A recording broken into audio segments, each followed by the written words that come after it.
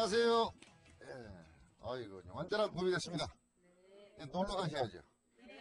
이 봄이면 그 여성분들이 가슴이 설레인다 그러시는데, 지금 아주 완전히 개구리 다 튀어나왔고, 아주 요즘에 그냥 그, 개나리도 폈다 그러대요. 예. 근데 보니까 온실에 보니까는 뭐 사철 다 펴있던데, 새롭게 핀 거 보니까는 봄은 봄인가 봅니다.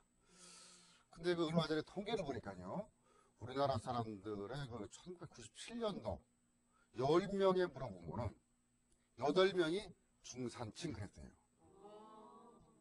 근데 어떤 사람은 거기다 10을 좀 더 줘갖고 중상층 이렇게 했대요. 근데 지금 또다시 그 10분을 무작위로 또 물어봤더니 2명, 2.3명이 중산층이라더니 기가 훅 죽어가지고서 엄청나게 줄었죠. 예, 이게 이제 실제 피부적으로 좀 와 닿는 것 같습니다.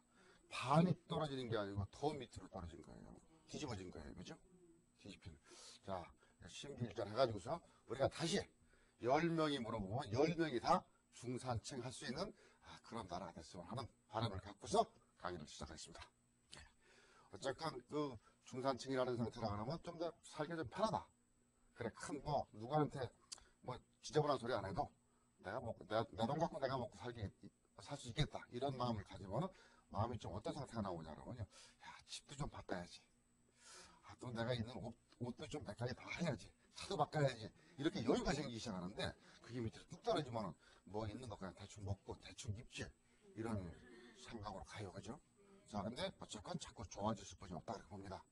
뭐 그렇게도 생각을 하고 우리 IMF도 그냥 쉽게 넘어왔는데 지금 뭐 이거 가지고서 뭐 기죽을 일 있습니까? 봄도 됐는데. 자, 이렇게 이제 앞으로 자꾸 좋아지다 보면은 또 봄이 되면은 막연하게 또 생각하는 게 있어요. 이 맨날 이 아파트에 사냐? 좀 멋있게 보면 어디 바닷가에 모두 있다는데 집도 보고 강도 쳐다보고 산속에 들어가서 뭐 좀 보고 하는 이런 마음도 좀 있어요. 그래서 전원주택이라는 게 요새 돈이 있건 없건 다시 한번 아슬아슬 생각이 날 때입니다. 그래서 오늘은 전원주택에 대해서 집중 탐구를 한번 하겠습니다. 전원주택이 말과 같이 이렇게 편안한 느낌은 아닌 것도 분명히 있습니다. 그래서 아주 이 어떤 상황이 진짜 전원주택인가, 또 앞으로의 전원주택 방향은 어떻게 갈 것인가. 자, 요걸 위해서 여러분들 오늘은 저 푸른 초원 위로 갑니다. 예. 먼저 또 하기 전에 꼭 처음에 하는 시간이 있어요. 그 풍수, 부동산 생활 풍수. 그것도 오늘 전원주택에 맞춰서 들어가겠습니다. 자, 요즘에 제가 이런 생각을 했습니다. 그 96년도, 7년도, 불과 얼마 안 됐죠? 한 5년, 4년. 이때쯤 되면은 전원주택이 난리가 났댔어요. 그러니까 막연하게, 그때 다 중상층이었으니까. 그래, 내가 세컨하우스, 그래, 전원주택 하나 짓지 해갖고서 막 난리가 났던 때가 있었습니다. 그래서, 어느 군데 보면 뭐 그냥 저기 산에 가서 땅도 사고, 집도 짓고, 이런 분들이 있었는데, 막연하게 갔었어요. 그래갖고서 산속에 아주 깊이 들어가가지고서 그냥 이 별장같이 조그맣게 줘가지고 그 정말 멋있어요. 그런데 실제적으로 살아보니까 아니다 하시는 분들이 많이 계시더라.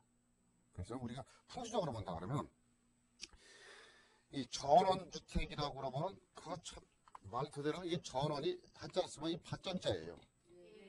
예? 전원주택인데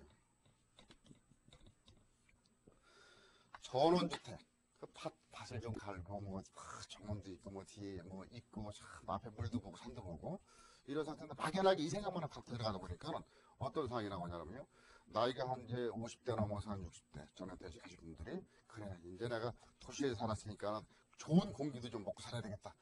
산 속으로 막 들어갔어요. 들어가다 봐서 거기다 집을 딱 짓고 나니까 갈 때는 이 공기가 좋았는데 며칠 살다 보니까요 막 감기도 걸리고 막 몸도 으슬으슬하고 막 그래요. 환경이 한꺼번에 확 바뀌어버리니까 도시 생활에 적응 수십 년 동안 적응했던 게 느닷없이 그냥 밤에는 여름에도 춥잖아요. 가을 되면 더 춥고 그런 거 막 하니까 막 몸도 춥지 또 고독감도 같지. 그러니까는 오히려 병을 건강하게 살려고 했다가 오히려 병을 얻어서 온 사람을 봤어요. 근데 이거는 어떤 식으로 보냐면요, 도시에 사는 사람하고 시골이라 그러죠. 시골에 사시는 분들하고 보면 누가 건강해요? 아니에요. 이게 전혀 틀린 거예요. 자, 보세요. 시골에서 사시던 분이 서울로 올라왔어요. 한 달, 두 달 살다 보니까는 병이 걸려요. 왜 그런지 아세요? 좋은 공기한 녹차가 여기 와서 그 가스만 먹으니까 바로 폐병, 몸병 막 걸려버리는 거예요. 근데 서울 사람이 거기로 가면 좋아지는 게 당연하죠. 왜? 오만 잡동사리 5분은 다 먹고 살아도 끝도 없었는데, 근데 이제 그게 이제 젊은 사람들 괜찮아요. 나이 먹은 사람들은 이 적응의 환경이 너무 갑자기 틀려져 버리니까 또 적응하면서 기분이 파질 수도 있는. 그러니까 전혀 생각같이 시골 사람이 건강하다는 거하고 좀 틀리는 거예요. 이런 살아가는 환경에 따라 틀리다는 얘기예요. 그래서 우리가 어느 단계별로 이 변화를 가져야 됩니다. 전원주택도. 그래서 그냥 그림 그리죠. 산속에다가 여기서 통나무집 막 그리죠. 통나무집으로 막 그냥 그것도 그림은 멋있어요. TV에 딱 보면 그림이 통나무도 뭐 외국 그림을 보여주니까는 그냥 통나무로 다 짓고 또 안에 딱 들어가서 하는 거는 멋있잖아요. 근데 실제적으로 그게 우리나라 통나무가 아니에요. 우리나라 통나무가 아니거든요. 다 뭐 어디 캐나다 어디 외국에서 수입한 건데 우리 상식적으로 보세요. 우리나라는 사계절이 있습니다. 사계절. 추락수도 있죠. 사계절이 있는데 우리나라의 지형에 맞는 나무가 소나무 같은 게 겨울에 죽어요? 안 죽죠. 여름에 죽어요? 안 죽어요. 왜? 여기는 추락시동을 다 겪어서 사는 나무가 사는 거예요. 그러면 한여름에 더울 때는 영상 40도 이상도 올라가죠. 40m 아주 펄펄 끓죠. 한겨울에 추울 때는 마이너스 20도, 30도까지 막 내려가요. 그럼 이게 차이가 약 60도에서 70도 차이가 나요. 자, 그런데 그러면 외국에 있는 나무를 갖다 놓으면 아주 추운 지방에 있는 나무만 가지고 와서 했다 그러면 여름에 견디지 못하는 거예요, 이 나무가. 안 맞죠? 그 나무도 자기 사는 동네가 아니기 때문에 겨울에는 끄떡없이 견디는데 여름에 보니까 막 썩어버리는 거예요. 막 뒤틀려 버리고. 또 여름에 큰 나무 있는 데서 잘라갖고 갖다 놓으면 한겨울에 쪼그라져 버려. 안 맞죠? 자, 이게 이제 우리나라에 맞는 자재를 써야 된다는 얘기입니다. 무조건 통나무집이다 해서 좋아가지고 수입품 갖다 놓고 하면은 나중에 뭐 막 뒤틀어지고 변형이 생기고 막 썩기도 하고 안 맞는 얘기예요. 그러니까 실제적으로 결국은 전원주택 통나무집 목재로 짓고 싶다 그러면 그것도 원칙으로 본다 그러면 우리나라에서 있는 잣나무를 잘라서 하든지 소나무를 잘라서 하든지 그런 기본적으로 하는 게 우리 사기에 맞춰서 가는 겁니다. 그냥 너무 외국계 좋아하는 것도 풍속으로 안 좋다는 얘기죠. 그래서 그 전원주택을 짓는 거를 뭐 어떤 그림만 멋있게 보지 마시고 솔직히 저는 그 자연 환경과 적응을 같이 융화가 될 수 있는 그런 소재를 써야 되고 또 거기에 들어가는 사람도 그 우리나라에 살던 사람이 들어가 살기 때문에 그게 많아지는 건데 이게 역효과가 나올 수도 있다. 소재를 잘 골라라 하는 얘기가 풍수에서 나옵니다. 그러니까 뭐냐 그러면 이게 곧 신통불이에요. 우리나라 게 좋은 거야. 자재도 우리나라 걸 쓰자. 뭐 돌도 뭐 이태리 대리석 이런 거 아닙니다. 우리나라에는 돌 깨갖고 붙여놓는 게 제일 좋다는 얘기예요. 그리고 주로 이제 전원주택 하다 보면 이제 뭐 산 찾고 강 찾고 그러지 않습니까? 바닷가 찾고. 자, 사람이 이제 산 꼭대기에다가 갖다 놓으면 이제 계곡 사이로 올라갈 거 아닙니까? 계곡, 산이 높으면 계곡도 있어야겠죠. 여기다 저놓고 나면 이 계곡 사이는 계곡풍이 불어요. 엄청나게 밤에 세게 붑니다. 낮에 더울 때 조금 받으면 좋은데, 근데 이런 거를 직풍으로 받으면 살풍이라고 해요. 선풍기 바람도 직접 얼굴에 쐬고 자면 가끔 텔레비에 나오죠. 죽었다고. 이게 살풍이에요. 직접 받아보는. 계곡풍 직풍이기 때문에 이런 데다가 집을 멋있게 져가지고서 전경 보고 하지만 실제적으로 건강에는 안 좋을 수도 있다는 얘기죠. 그러니까 바닷가에 느닷없이 내륙에 살다가 바닷가에다 별장을 만들어 놓고 창문 열어놓고 있으면 그것도 해풍이에요. 소금기가 치고 들어와. 물론 건강에 좋다는 사람도 있겠지만 거기에서 수십 년씩 사는 사람은 그 당연하게 받아들이지만 전혀 안 받다가 느닷없이 받아버리면 그것도 몸에 이상이 올 수도 있다 하는 얘기고, 그리고 전원주택은 혼자 사는 게 아닙니다. 그림같이 하루 이틀 놀러가는 관계없는데 내가 산다 그래갖고서 꼴짝이 들어가고 혼자만 딱 앉아가 지져가지고서 자기가 무슨 도사 있냐 거기서 살다 보면은 나중에 뭐냐 심리적으로 밤중에 보면은 고양이 소리만 나와도 여운 줄 알고 또 강아지 소리만 나와도 늑대인 줄 알고 놀래가지고서 또 접촉해가지고서 고독감이 들어와버려요. 그러니까 전원주택은 혼자 사는 게 아니다. 이 기존에 있는 동네 이런 쪽에서 같이 살아가는 그런 정도의 터를 잡아야 되는데, 어떤 사람들은 그런 것도 아니고 그냥 참 멋있어, 처음 보면 멋있죠. 그런 쪽으로 가는 사람도 있는데 그런 것들은 좀 아니다. 그래서 우리나라에 맞는 전원주택, 이거는 풍수에서 나온 게 아주 간단한 논리예요.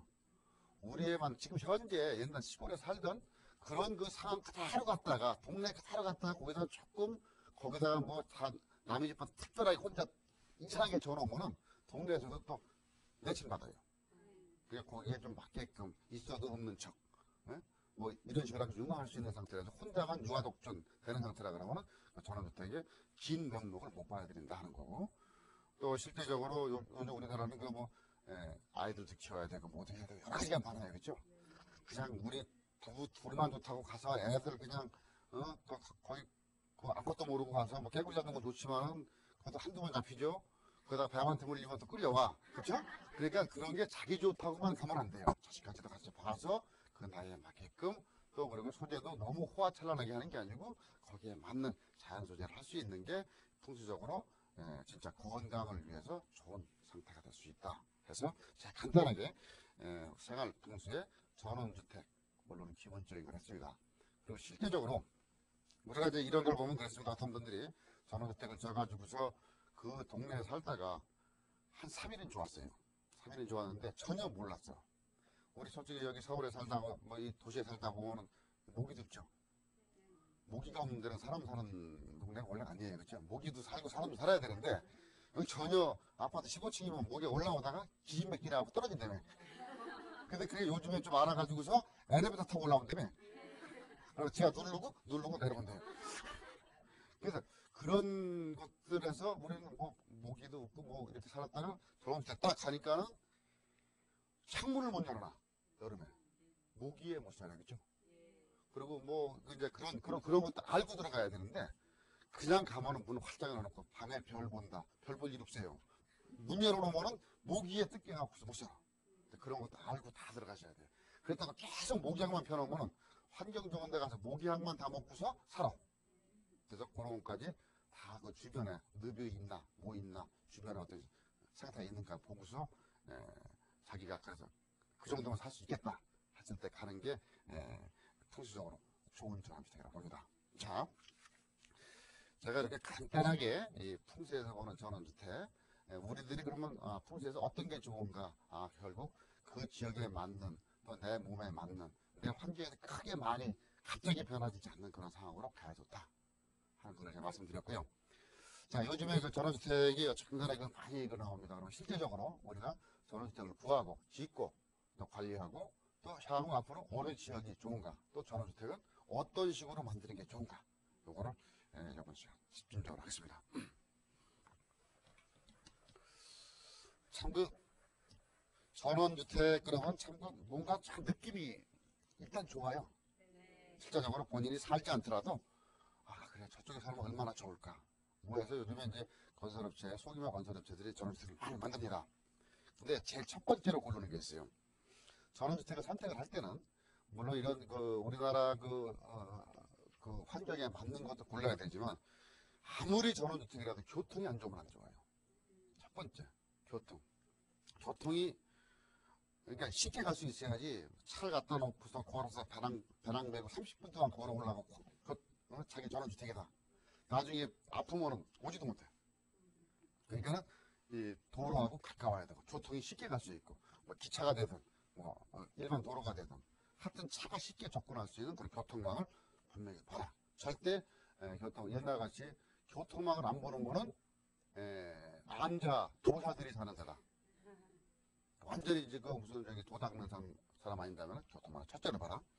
그리고 그 전원주택지를 보면 어떻게 보면 분양하다 보면 길도 남의 길이 있는 게 있어요. 이 내 집까지 길이 들어갈 수 있는가, 그게 한 4m쯤 되는가. 아주 소로같이 막 이렇게 하고서 한 발을 깽깽이로 뛰어서 들어갈 수 있는 길이라 그러면 안 되겠죠? 어느 정도 차가 들어갈 수 있는 정도의 길이 진입되어 있는가. 그리고 전원주택이라 그러면 중간에 주변 환경이 좋아야 돼요. 주변 환경이 이게 이제 고르는 방법입니다. 환경이 탁 보려다 보니까는 저기 쓰레기 처리장이 확 코앞에 보인다라든지 이쪽으로 탁 돌아보니까는 뭐 이쪽에는 뭐 그저 고철더미 뭐 이런 거 쌓아놓고 뭐 소리 꽝꽝 나고 뭐 철공사 같은 거 막 소리 나는데 크게 바로 앞에 있다든지 그런 혐오 시설이라든지 이런 게 있으면 안 좋겠죠? 그러니까 눈앞에는 거침이 없이 텅 트여야 돼. 저 멀리 보니까는 호수도 있고, 저 멀리 보니까는 강도 보이네, 산도 보이네, 뒤에 보니까 산이 좋네, 새소리가 들리네. 이런 눈에 일단 크게 거슬리지 않는 지역이 전원주택의 기본적인 맛입니다. 그리고 전원주택 들어가려면 이제 이런 것도 보고 방범. 솔직히 전원주택 보면은 방범이 굉장히 허술합니다. 그 동네에 집이 몇 개 없으니까는 솔직히 밤중에 뭐 사람들 이상한 사람들 와가지고서 뭐 있는 거 가면 소리도 못 지르잖아요. 그래서 이제 무서워서 못 샀으니까 방범들이 뭐 완전하게 돼 있는 건가. 그러니까 그리고 또 뭐 자기가 그 어떤 뭐 들어가는 길에 뭐 계곡 같은 게 막 있어갖고 아이들이 뛰어놀다가 떨어져서 다친다라든지 이런 안전 같은 것도 기본적으로 봐야 되고요. 그리고 그 우위권 주변의 반경 적어도 한 2km 정도 자기 전원주택 진단 살고 싶은 집에서 2km 정도 반경에 오염원들이 뭐가 있는가. 오염원들이 상당히 많아요. 눈에 거기서는 안 보이지만 물은 여기 나오지만은 물은 이제 쭉 흐르지 않습니까? 요거 나왔는데 이 위에 아주 그냥 뭐 생활 하수도 있고 아니면은 뭐 공장에서 나오는 페놀이라든지 뭐 이상한 것들 막 버려면 결국 이 물이 여기로 나오는 거니까는 이 뒤에도 뭐가 있는가. 반경 한 2km 정도는 환경 오염 원인이 지금 있는가. 앞으로 세워질 수 있는가. 들어올 계획이 있는가. 이런 것들도 보고서 하셔야 됩니다. 그리고 이제 그 집을 살 때 보통 이제 땅을 사고 분양을 합니다. 분양을 할 때 요즘에 그 전원주택 분양할 때 보면 이제 소규모 그 전원주택 분양 업체들이 많이 합니다. 근데 대개 보면 그림만 엄청나게 그려놔요, 그죠? 뭐 뒤에 보면 산 그리고 여기 아주 뭐 기가 막히게 집이 꼭 저기 뭐야 7난장이 사는 집같이 만들어놨어, 그죠? 기가 막히게 굴뚝뚝 만들어놓고 불 때리도 않는데 아주 이렇게 만들어갖고 싹 보니까 내가 무슨 뭐 그 7난장에 있는 공주 같은 그런 착각도 생기고 그렇게 하는 그림 이건 말 그대로 그림이에요. 근데 실제 땅을 가보면 그냥 산이야. 여기에요 이렇게 얘기를 한단 말이에요. 이것도 이제 실제적으로 그 땅 주인이 누군가, 그리고 땅이 허가가 날 수 있는 데인가, 그 뭐 도로망도 뭐 접촉이 되는 건가, 도로는 받아놨는데 길이 뚫리지 않는다든지 허가가 안 나가면은 그냥 돈만 넣고서 그냥 말 그대로 산이나 밭이나 이것만 사고 마는 꼴이 나와요. 그런 거는 시군구청에 가서 다 확인을 해보고 나올 수 있는가 없는가를 다 확인을 하셔야 돼요. 그리고 허가가 나오는 예를 들어서 전원주택 허가가 나온다 그러면 허가 안에 보면 그 물건 소재지 주소가 나올 거고, 그 다음에 이 허가자가 누구, 그 다음에 성질 변경이 몇 평 할 수 있다, 가구 수는 몇 가구다, 사업기간 얼마, 이게 다 명시되어 있습니다. 이런 것도 다 확인하셔가지고서 그게 이런 게 지금 말씀드리는 게 다 조합이 되고 내가 생각한 것 같이 맞는다 그러면은 한번 그때부터 생각을 하시는 거예요. 그때부터 비싸냐 싸냐 뭐 앞으로 투자 가치가 있느냐 이런 것을 쭉쭉 볼 수 있는 상태거든요. 그래서 아주 기본적인 일반적인 우리가 볼 수 있는 뭐 부동산 사고 팔 때 기본적인 설정 같은 거라도 이런 거 다 볼 수 있는 게 같이 나오는 거고요. 그래서 항상 진짜 말 그대로 내가 계약금 중도금 전금 주고서 나중에 내가 계획한 상태 기간 내에 여기가 집을 지을 수 있는 터가 돼가지고서 건축하는 게 하자가 없는 것까지는 완벽하게 계약서에 명시시켜서 문제가 생기면 어떻게 한다. 요거까지 하고 치고 들어가야 돼요. 요즘에 전원주택 진다 그래갖고서 실제적으로 마뜩만 박아놓고서 땅 좀 파다가 허가 못 내고 하는 것들이 많아요. 여러 가지 제약 조건들이 상당히 많이 따를 수가 있거든요. 그래서 그런 것들 많이 보시고요. 또 이제 단순하게 거기다가 짓는 것도 있지만 그 주변에 실질적으로 근린 생활 같은 거 있지 않습니까? 아무리 뭐 단지형 20가구 뭐 10가구 만들더라도 그냥 라면 하나 살아가려고 하면 한 20분씩 뭐 뛰어간다든지 뭐 진짜 뭐 생활 필수품가 사기가 상당히 힘들다는 거, 그 거리가 먼다는 거는 실질적으로 집에다 쌓아놓지 않으면 참 번거롭지 않습니까? 그런 게 인근에 있어요. 결국은 뭐냐 그러면 그런 기본 시설들이 그런 근린생활이라든지 병원이라든지 이런 것들이 있는 것 중에서 차 타고 5분 정도 거리. 이 정도의 거리에서 산 뒤에 넘어가면 뭐 있는 이런 식인 게 제일 좋아요. 막 고도에 그냥 뭐 있는. 예를 들어서 한 분이 그런 분이 있어요. 혼자 쫙 하고 자기가 좋다고 그래갖고 동네 하고 제일 그 동네에서 동네가 쭉 있는데 제일 꼭대기에서 난 높은 데 산다고 거기다 집을 져놓고서 있는데 자기 혼자만 집을 져놨어요. 여기 기존에 있는 동네야. 기존에 있는 동네가 되다 보니까는 유화가 안 되는 거야. 뭐 차는 고급차 끌고 들어가고 사람들 쳐다보지도 않고 자기 혼자만 이렇게 하다 보니까는 왕따가 되는 거야. 왕따가. 그래갖고서 뭐 필요하다고 뭐 하지만 주지도 않아. 그리고 그쪽 막 밟지도 못하게 만들고. 그러니까 너는 이 길 있으면 뛰어서 가라. 날라서 가라. 이렇게 하다 보니까 혼자 진짜 그 외톨이가 되어버려요. 더구나 적적한데? 그리고서 아유 나 이제 이사 와야 되겠다. 누가 집도 못 맡겨. 그리고 뭐 실제적으로 잠깐 이제 집 식구가 나올 수도 있지 않습니까? 뭐 서울에도 오고 어디 가다가 보면은 한 2, 3일 있다 가보면 여기 사이에 뭐 다 깨져 있어. 너 잘 살아봐라. 그게 자기 스스로 못 만드는 거예요. 그래서 그런 것들도 이 동네 그 사람들하고 융화될 수 있는 그런 상태의 마음이 동네 같이 살아야 되는데 혼자 그렇게 살고 저거 새를 줄에도 안 나가. 동네에서 아주 뭐 그냥 저거 아니면 따로 이 동네도 손에 떨어져 있으니까 진짜 어떤 사람은 진짜 정신 청량기까지 간다. 그래서 키우긴 뭐 방법 때문에 강아지만 그냥 한 3마리 4마리 키우니까 저런 때 살다가 개밥 주다가 시간 나가더라. 개도 크잖아요. 그러니까 막 그거 밥 챙기다 보면은 뭐 애들 밥 챙기는 건 두 번째야. 개밥 먼저 챙겨야지 밤에 집시켜주니까. 근데 그런 정도의 참 어려움을 처할 수 있으니까는 그런 것들도 잘 보고서 좀 근린생활이라든지 동네하고 인심도 봐야 됩니다. 갑자기 솔직히 타 동네에서 우리 서울에 살면 아파트에 살면은 앞집에 누가 사는지도 모르잖아요. 위에는 누가 살, 위에다 쿵쿵거리고 소리나 박박 지르지. 그걸 그대로 가서 응용을 해보나? 완전히 왕따가 돼버려요. 그렇죠? 그래서 전원주택은 편안하려고 사는 게 아니에요. 좀 부지런해야 돼요. 앞에 밭에다가 채소도 심고 강아지도 키우고 뭐도 키우고 뭐 해서 공기도 좋고 운동도 하고 그런 마음을 갖고 전원주택을 편하게 산다는 생각을 하면 안 되겠죠? 그런 것들이 다 종합이 돼야 된다. 그리고 이제 이런 거를 다 종합해온 뭐냐 그러면요. 전원주택은 나홀로 전원주택보다 나홀로 전원주택은 진짜 돈이 엄청나게 많아가지고서 아주 재벌이 뭐 청평 저기 어디 남들 가지도 못하고 뭐도 못하고 들어가는 데라든지 이렇게 져서 자기네들만 사는 거 이런 나홀로 말고는 일반적인 전원주택의 상태에서는 좀 어울려서 살 수 있는 단지형 전원주택이 좋다. 요즘 서울에서도 단독주택이 잘 안 나가는데 그나마 그 단독주택 개념에서 혼자만 살고 있다. 더 어렵다는 얘기죠. 그래서 단지형 전원주택이 크면 클수록 좋다는 얘기예요. 그러면 자연적으로 그 동네가 형성이 될 수가 있겠죠. 그래서 적어도 한 20가구 이상, 30, 크면 클수록 좋아요. 단지. 그러면은 거기에 근린생활제도 자연히 쫓아들어오고 하다못해 뭐 교통이라든지 또 서로 이렇게 어우러져 살 수도 있고 서로 예를 들어서 뭐 아이들 가르쳐주기도 하고 서로 품앗이도 하고 그런 상태의 단지형 전원주택이 좋다. 그렇게 나올 수 있는 거를 일단 처음에 전원주택 고를 때는 단지형 나중에 팔기도 쉬워요. 나 혼자 있는 거는 진짜 세도 안 나가고 팔기도 힘들고 관리도 힘들고 그래요. 그래서 단지형 전원주택. 그럼 단지형 전원주택은 또 어떻게 골라내냐? 단지가 좋다. 무슨 뭐 솥단지 뭐 이런 단지가 아니고 단지가 얼마나 좋으냐면 제일 처음에는 단지 전체의 향을 보는 거예요.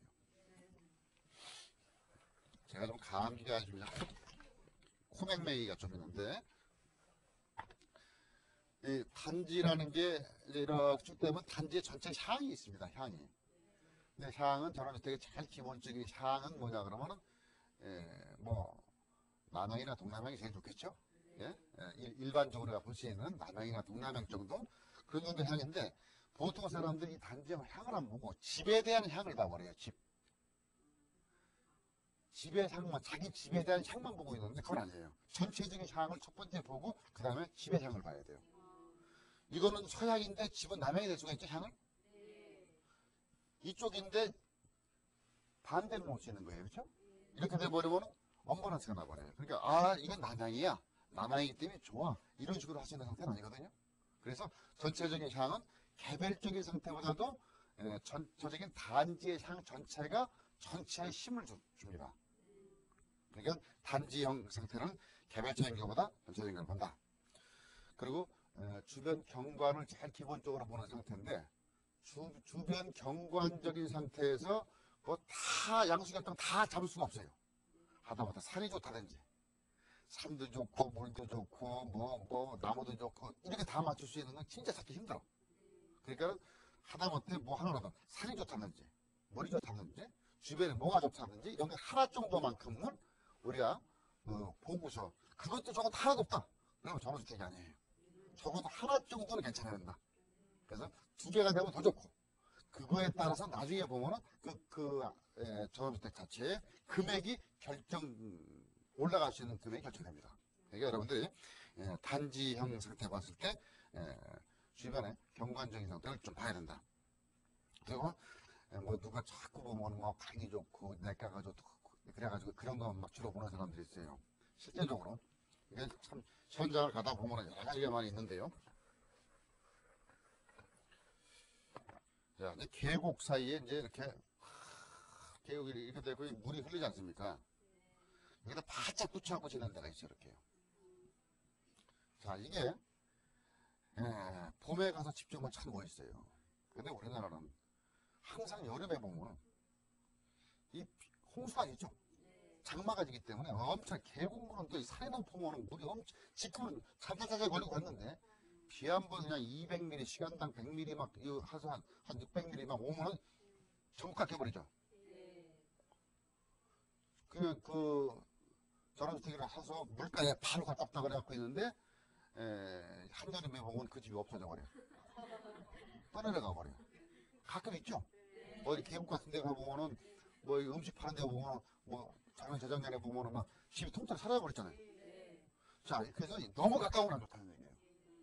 너무 가까운 거는 이게 그래 그럼 이걸 어떻게 보느냐. 너무 가까운지 아닌지 1년 내 눈 크게 뜨고 쳐다봐도 5년 만에 10년 만에 한 번 오는 걸 10년 기다려봐야 되겠죠.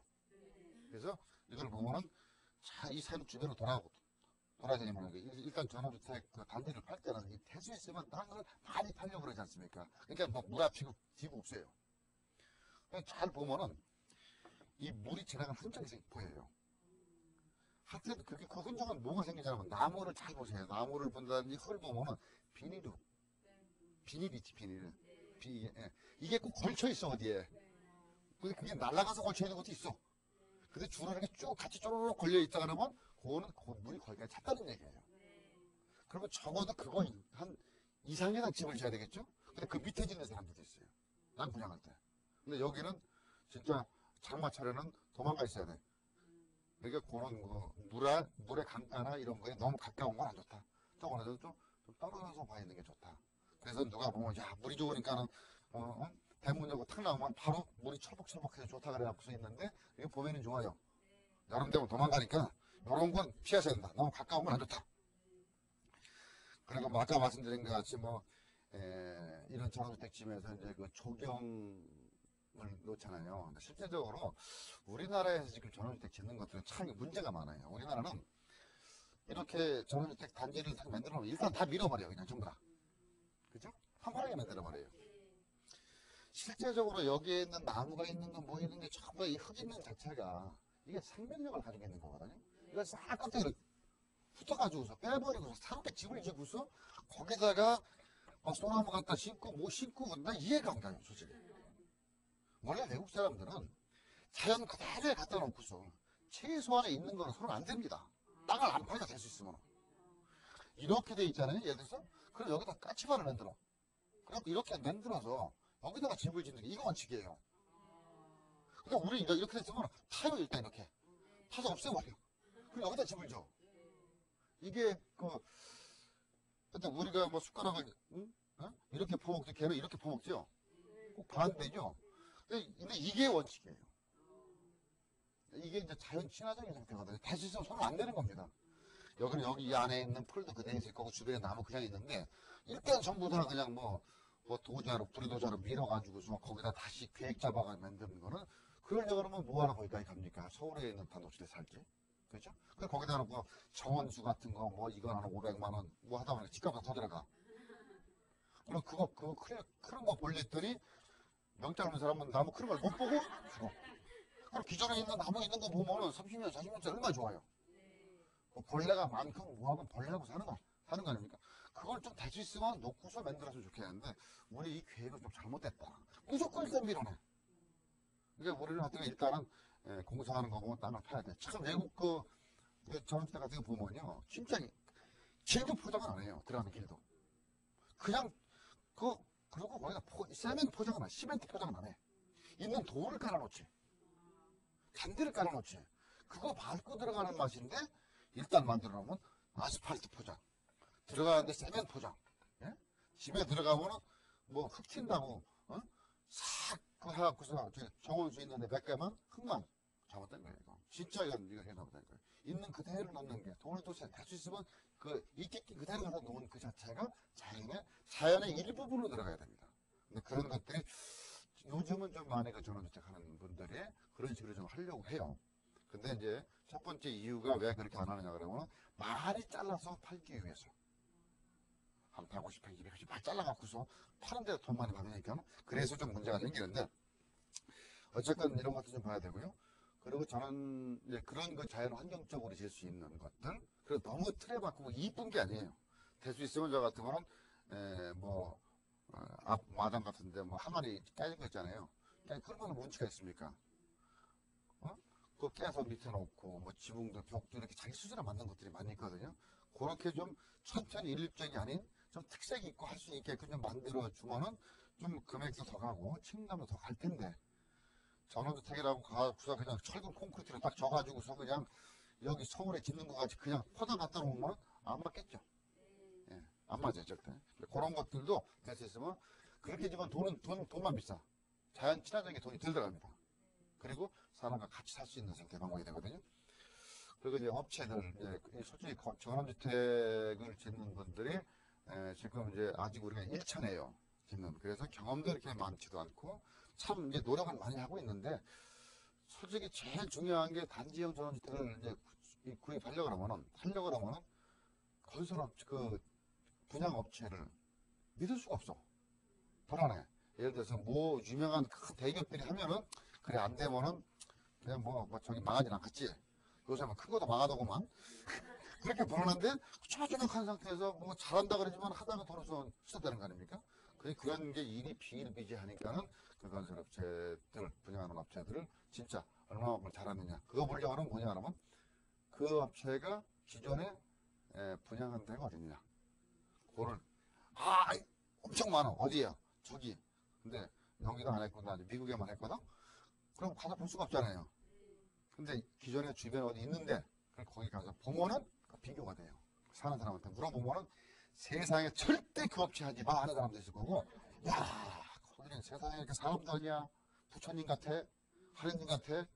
그냥 10년 전인데 지금도 계속 가서 그냥 부뚜막 잘못되면 고쳐주고 뭐 고쳐주고 다 고쳐줘 이런 말이 칭송하는 상태가 나오는 데는 믿어도 돼요. 그렇죠? 근데 그거 없이 거기는 실적도 하나 없다라든지 뭐 거긴 죽어도 안 되라든지 이렇게 되면은 업체의 공신력 잘 보고 들어가셔야 됩니다. 그리고 땅값에 비해서 요즘 그 전원주택 뭐 워낙 많아요. 땅값은 뭐 평당 한 30만 원, 50만 원 이렇게 하는데 건축비는 평당 막 500만 원, 400만 원 이래요. 그러니까 요즘 전원주택 우습게 보지 마세요. 어지간히 좀 이상하게 좀 진 거라 그러면 5억, 10억 갑니다. 그렇잖아요. 전원주택 굉장히 비싸게 엄청 그 자재 뭐 넣고 뭐 넣고 엄청나게 많이 집어넣어요. 그래가지고서 도저히 그거를 서울에 있는 그 전원형 주택 아주 그 고급 주택을 연상하는 그런 식으로 해갖고서 땅값이 아무것도 아니다. 건축비를 해갖고 나오는 건 좀 잘못된 거다. 그래서 어느 정도 바란스가 좀 맞을 수 있게끔 그러면 전원주택을 뭐 가서 산다고 뭐 60평, 70평, 100평씩 질 이유가 없어요. 전원주택은 그 솔직히 거기서 뭐 자기가 다 쓸 수 있는 정도의 평수 제가 봐서는 한 30평 정도 한 30평 정도면 절대 찍은 평수 아닙니다. 뭐 베란다 따지고 못 따지고 하면 한 50평 돼요. 아파트 그 전용 면적은 한 50평 이상이 나와. 그거를 뭐 60평 뭐 2층으로 30평씩 뭐 짓고 뒤로 빼면 한 100평 나와요. 진짜 그러면은 몇 명이 2층에 올라가 보지도 못해. 올라가서 앉아있을 수도 없어. 잠도 뭐 이 방에서 잤다 저 방에서 잘 수도 없고. 나중에 청소하기 힘들고 관리비 엄청나게 나가요. 그리고 일반 아파트 같은 상태 내에서는 뭐 실제적으로 관리비가 공동으로 나오는 게 많이 안 나오는데 이건 단독으로 나오는 거 아닙니까? 거기 뿌듯하게 하려고 그러면 뭐 기름을 떼든 뭐 뭐를 떼든 간에 연료를 떼야 되는데 뭐 어떤 사람은 싼 줄 알고서 자기는 나무 뗄 줄 알았다 이거야. 하놓고 샀더니 진짜 이 외투를 입고 살더라고. 기름값 아까워서. 그럼 한 달에 제대로 떼면 뭐 50만 원 들어간다나? 기름값만 40만 원 들어간다나? 바깥으로 발전되는 게 많으니까. 그러니까 그런 것들도 자기 수준에 맞춰가지고 계획 잡고 들어가요. 잘못하면 괜히 전원주택 가고서 한겨울에 불도 못 떼고 달달달달 떨고서 살 수 있는 거는 아니다. 근데 요즘 텔레비 보면은 아침에 보니까는 바깥에서 자라 그러대. 그래서 뭐 침낭 속에 들어가서 살면 오래 산다나? 그래서 저는 못하겠어요 이거. 그러니까 어쨌건 좀 따뜻하게 좀 사는 게 좋으니까는 그런 것도 있고요. 또 경매로 살 수도 있는 방법이 있거든요. 이런 건 이제 기존에 내가 사갖고 짓고서 하는 것도 있겠지만은 다 져놓고서 도저히 어떤 사람이 못 살겠다는 사람들이 그리고 뭐 돈 꼬았었다가 안 돼갖고 경매로 나오는 것들이 있어요. 이런 것도 금액이 상당히 싸게 나오는 것도 있거든요. 그런 것들을 보면은 왜 싼가가 있어요. 왜 싼가? 왜 싼가? 그러니까 무조건 야, 전원주택이 안 나가는 게 싼 것도 있지만은 실제적으로 이 전원주택들 보면은 이제 우리가 일반 단독주택들도요. 예전에 보면 갑자기 싼 게 나오는 게 있어요. 일반적으로. 외부 사람이 가보면 도저히 이해가 안 가. 주변에는 뭐 평당 한 500만 원 가는데 지금 뭐 한 300, 한 2, 30만 원 나와. 야, 싸다. 중개업자가 뭐 얘기를 하고 사면은 나중에 보니까는 잔금 치르고 들어갔더니 거기서 살인사건이 난 집이더라. 네? 이런 것도 기분이 안 좋죠. 네? 전원주택도 갑자기 이렇게 나오는 것들을 보면 무슨 사건 나서 나오는 것들이 있지만 물론 강심장들은 관계없어요. 네? 뭐 귀신하고 살아도 끝도 없이 이긴다는 건 몰라도 어쨌건 그런 것들도 왜 싼가가 있어요. 갑자기 싸게 나오는 거. 거기서 이상하게 거기 들어갔더니 전부 다 그 집안 식구가 안 좋게 나왔다. 그 일명 기본상으로 흉가라 그래요. 그죠? 흉가. 아주 좀 아주 이상하게 들어가서 가면은 터가 센 데가 있어요. 굉장히. 그냥 어떤 건축 뭐 학적 아니면 무슨 뭐 지형 학적 이런 걸 전혀 배제시키고 역행으로 짓는 것들이 있어요.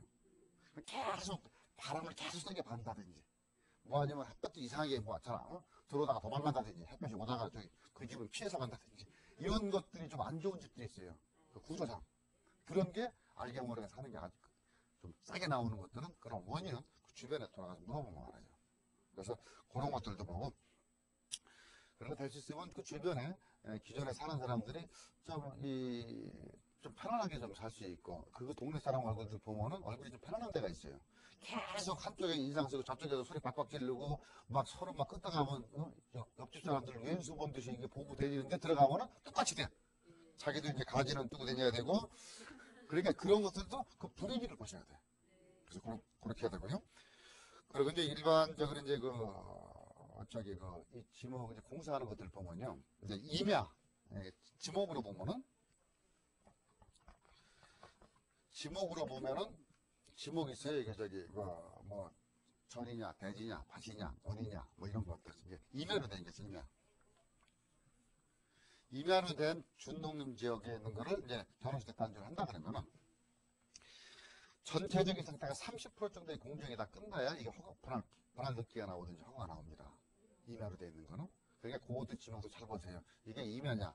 전답으로 되어 있다면 100% 건물이 준공돼야지 분할이 돼요. 그러니까 80% 정도 전답되어 있는 거는 막 80% 지고 안 한다 그러면 분할도 못해. 내 앞으로 못 들어와. 그러니까 전이냐, 답이냐, 논이나 밭이냐 이걸 보고 또 임야냐. 그럼 임야는 30% 공정이 되느냐. 어느 정도 공정이 됐을 때 필지분할이 될 수 있는 거. 이런 것도 전문적인 거지만 허가를 낼 때 조건이 있어요. 또 어느 기간 안에 못하면 허가 취소돼버려요. 뭐 6개월 안에 해야 된다. 1년 안에 했는데 중간에 돈을 쓰지 못했다 하면 다 취소가 될 수도 있어요. 그러면 잘못하면 돈은 줬는데 내가 못 들어갈 수 있는 상태가 나온다. 자, 그리고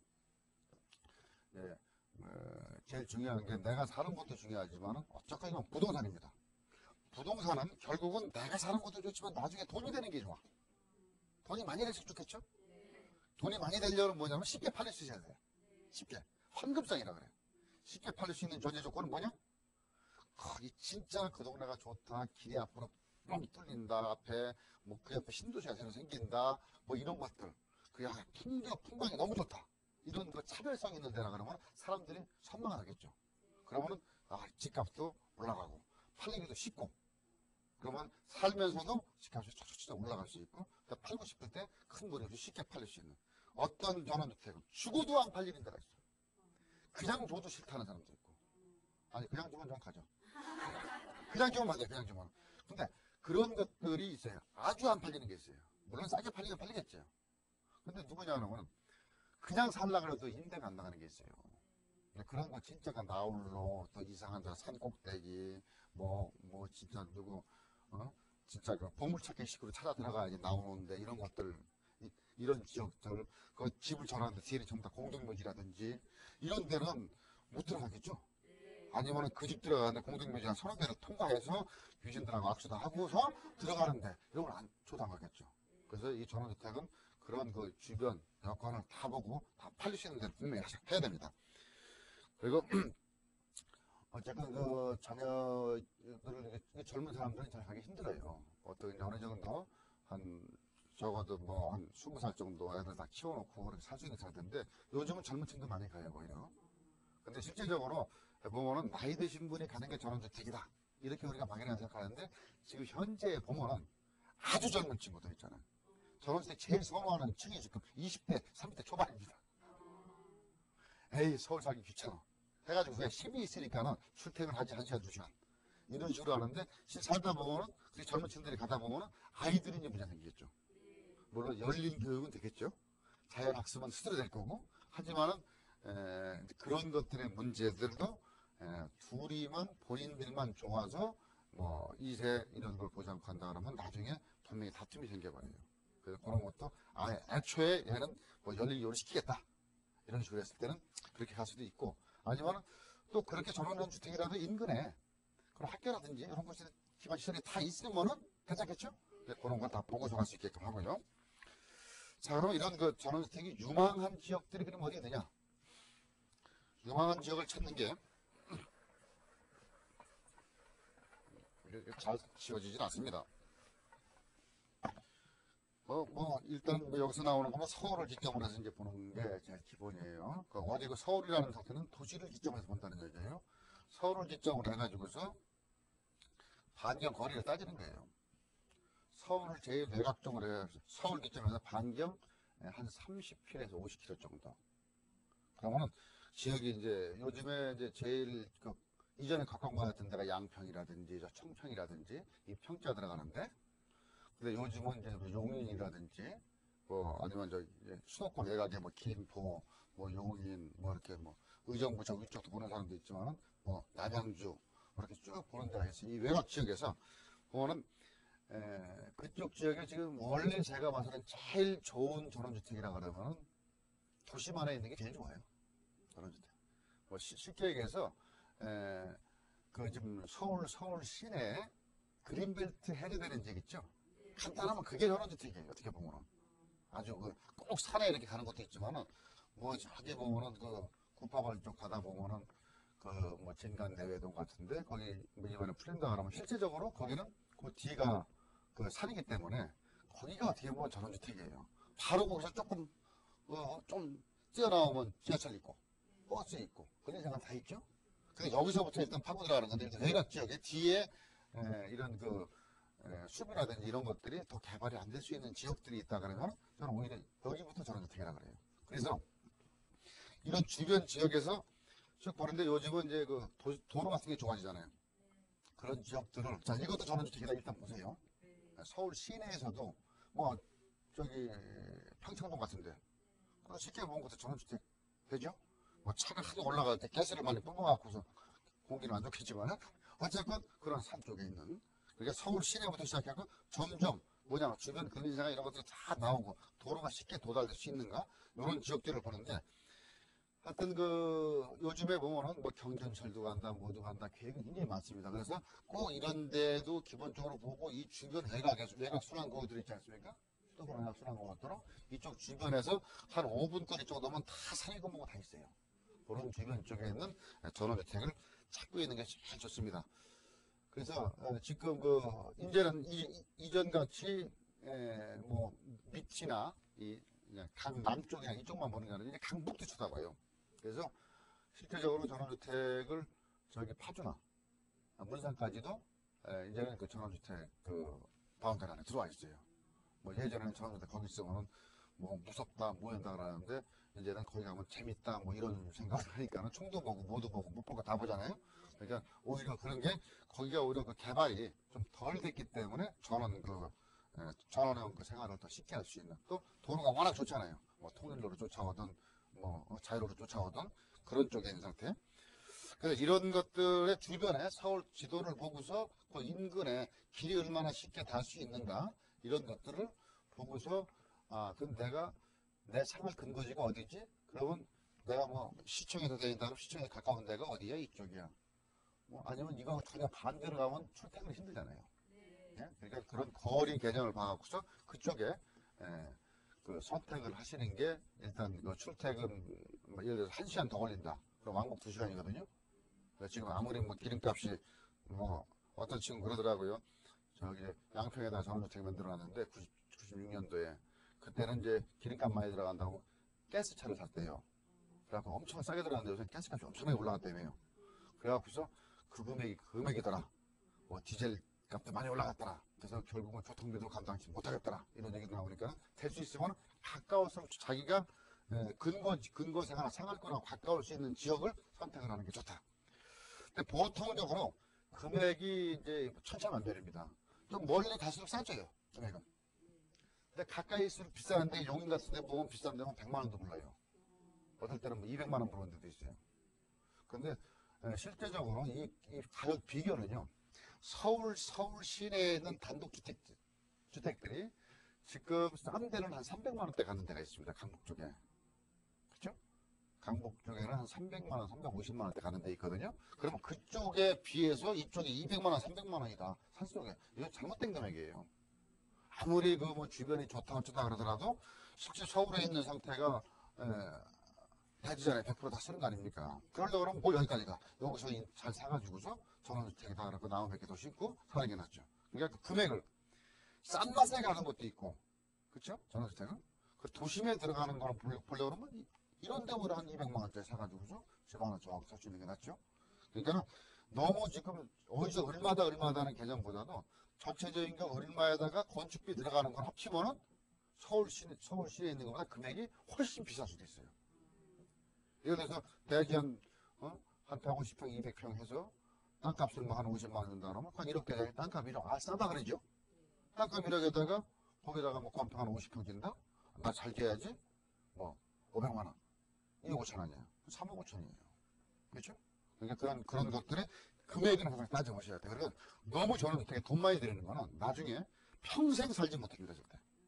전원주택에서는 어떻게 보면 한 2, 3년 살다가 나올 수도 있고, 어떤 사람은 한 6개월 더 나올 수도 있고, 그때 다시 내 돈을 쉽게 회수할 수 있는 상태 금액 정도만 투자를 하세요.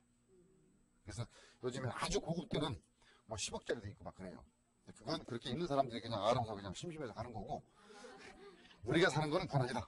그래서 이 전원주택을 사실 때 금액적인 거하고 나중에 팔을 수 있는 거, 그리고 앞으로 어느 지역이 올라갈 수 있는 건 딴 거 없습니다. 도로가 얼마만큼 커지고 뚫어지고 뭐 전철이 생기냐, 지하철이 뭐 그쪽까지 오느냐, 이런 거에 반경, 역세권이라 그러죠.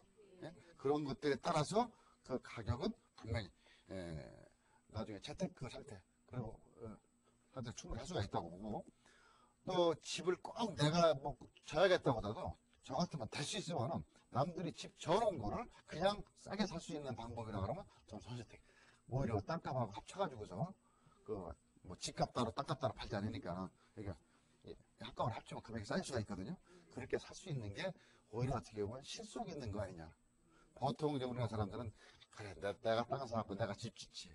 그러니까 내 거니까 내가 뭐 3대 4대 물리겠다. 양껏 짓다 보면은 짓다가 빚져가지고서 입주하기 전에 파업. 들어가 보지도 못하고 파는 사람들도 있어요. 그러니까 자꾸 좋게 하다 보면은. 그러니까 애초에 금액을 잡고 하려고 하면 기존에 있는 거를 싸게 사가지고 들어갈 수 있는 것도 낫다는 소리입니다. 그리고 이제 보통 이제 이렇게 꼭 내가 땅을 사고 짓겠다 이런 계획 잡는 것도 있겠지만은, 앞으로, 그래, 전원주택. 제가 봐서는 전원주택으로 가는 건 맞아요. 전원주택으로. 근데 그게, 어떤 식의 전원주택을 가느냐 그러면, 아파트의 장점. 아파트가 편리하죠. 단독주택의 장점. 이런 것들이 합친 전원주택이 나올 거라고 봐요. 이런 장점만 뽑아갖고서. 이게 단지형, 그 지역에, 아파트하고 장점만 뽑아갖고서 만들 수 있는 전원주택이 앞으로는 아마 그게 될 겁니다. 그래서 그런 지역적인 상태는 쉽게 거래가 될 수가 있어요. 예를 들어서, 한 200가구 정도 만든다. 그랬을 때 공동 경비 세워놓으면 방문되죠. 그렇죠? 관리 받아가지고서. 그리고 모든 전기나 이런 거, 공동 수영장도 만들 수도 있고, 모두 만들 수 있고, 편리한 거, 학교도 옆에다 가까워서 두면 되는 거고, 그렇죠? 그렇게 다 연결돼가지고, 강통계 다 쓰고, 하다 보면은, 그런 장점만 쭉 만들어 놓고 한다 그러면, 지금 현재는 그것만 그렇게 가요. 아주 있는 사람들만 가면은 철제가 쫙 뚫어놓고, 아무도 못 들어오게 해놓고서, 거기에 돈을 좀 헬기 타고 못 들어가요. 그렇게 해서 만들 수 있겠지만은, 우리가 점차적으로 일반인들이 들어갈 수 있는 전원주택도 그런 장점만 몰아서 금액이 저렴하게 나올 수도 있다. 그러니까 지금 앞으로 한 3년, 4년 뒤에 그것도 상당한 전원주택이 막연하게 색깔하우스, 그냥 꿈만 그리는 그게 아니고 완전한 전원형 주택이 일반화될 수 있는 상태도 분명히 나올 거라고 봅니다. 그래서 몇 년을 두고서 계획을 잡을 수도 있어요. 내가 당장 들어간다 아니고 나 한 5년 뒤에 들어가겠다. 계획을 잡고서 할 때는 집을 미리 질 거 없죠. 땅만 사놓는 거예요. 땅만. 산 땅만. 그럼 5년 뒤에 올라가겠지, 땅값이요. 그럼 딱 5년 뒤에 땅을 사놨으니까 그림을 그려놔요. 그만큼 땅 사놨다. 땅 사놓으면 집을 짓게 되지. 언제라도. 근데 미리 짓기가 힘드니까는 땅을 사놓고 한 5년 뒤에 여기를 길도 뚫리지, 모두 뚫리지. 그래놓고서 혼자 집에다가 그림만 멋있게 그려놔요. 외국 그림을. 전원주택을 기가 막히게 해놓고서 내 집. 예? 써놓고서 땅이 있으니까는 땅에다 그림 갖다 붙여놓으면 내 집 아닙니까? 이렇게 하고서 한 3년, 5년 정도의 계획 잡고 들어간다 그러면은 그때 가서 그 땅을 사고 집을 산다 그러면 상당한 금액이 들어가지만은 일단 미리 조그만 돈 갖고서 확보를 해놓으면은 5년 있다가 돈을 쓰면 10년이다 지면 되지, 그죠? 내가 중간에 돈 필요하면 팔아면 되고 그렇게 해서 일단 마음적인 상태는 나는 전원주택지를 갖고 있다. 이런 이제 심리적인 상태도 위안을 할 수 있으니까는 꼭 지금 있는 거를 사가지고 산다보다도 우선 안 되면 땅이라도 조금씩 이런 그림 여기 한 1, 2년 지나고 나면 경기 좀 좋아지기 시작하면 굉장한 그 바람이 불 수가 있어요. 제가 보는 상태 입장에서는 앞으로 한 2, 3년 뒤에는 이런 게 자연적으로 생길 것이다. 그러면서 그게 이제 아주 새로운 주거, 어떻게 보면 주거 문화의 원칙이에요. 그게. 우리 이전에 했던 이게 돕니다. 단독주택에서 연립주택으로 갔죠. 그다음 아파트로 갔죠. 다시 돌아서 들어와야 돼요. 근데 이쪽으로는 지금 안 들어와요. 여기다 붙이는 게 이제 전원형 단독주택. 자, 이게 이제 우리 이제 그 업체들이 만들 수 있는 자기 이제 아이디어입니다. 근데 여기 아파트가 지금 3, 4%가 넘었어요. 공동주택 따지면 거의 한 60, 70%가 됩니다, 지금. 그러면 단독주택 개념이라는 것들은 사람은 흙을 밟고 싶어하고 자연적인 본능적인 상태가 자연적으로 맞춰놓을 수 있는 상태가 된다 그러면 이거는 수도권 주변이라든지 이런 데 길이 많이 뚫리고 시설이 다 갖춰지면 자동적으로 들어가야 돼요. 그래서 앞으로 2, 3년 뒤에는 전원주택 시대가 자연적으로 올 수뿐이 없다. 그러니까 지금부터 서서히 준비해놓는 것도 하나의 재테크가 되고 또 심리적인 측면에서도 안정감을 가질 수 있는 지금 아파트가 새롭게 바뀌어나가지 않습니까?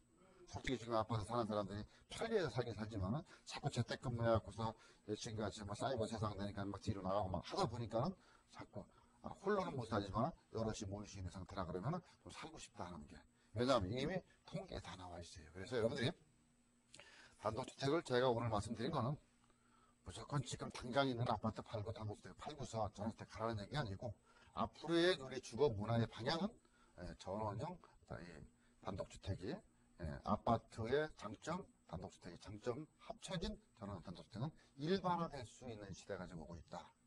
그래서 그게 자연적인 상태의 인간의 본능이다. 그러면 그때 가서 준비를 하면은 상당히 금액이 들어갈 수가 있다. 지금까지 좀 쌀 때 준비를 해놓는 게 재테크. 이것도 부담 재테크입니다. 재테크에 상당한 그 수익을 얻을 수 있는 상태다. 이렇게 볼 수 있어요. 그래서 제가 오늘 말씀드린 거 어떻게 좀 사고 싶습니까? 그렇다고 절대 비싼 건 사지 마세요. 뭐 지금 뭐 예를 들어서 뭐 전원주택 짓다 그래갖고서 평당 뭐 몇십만 원짜리, 50만 원, 60만 원짜리 살 필요 없어요. 평당 많이 준 건 한 10몇만 원, 20만 원, 20만 원 미만. 그래서 뭐 크게 사지 마요. 한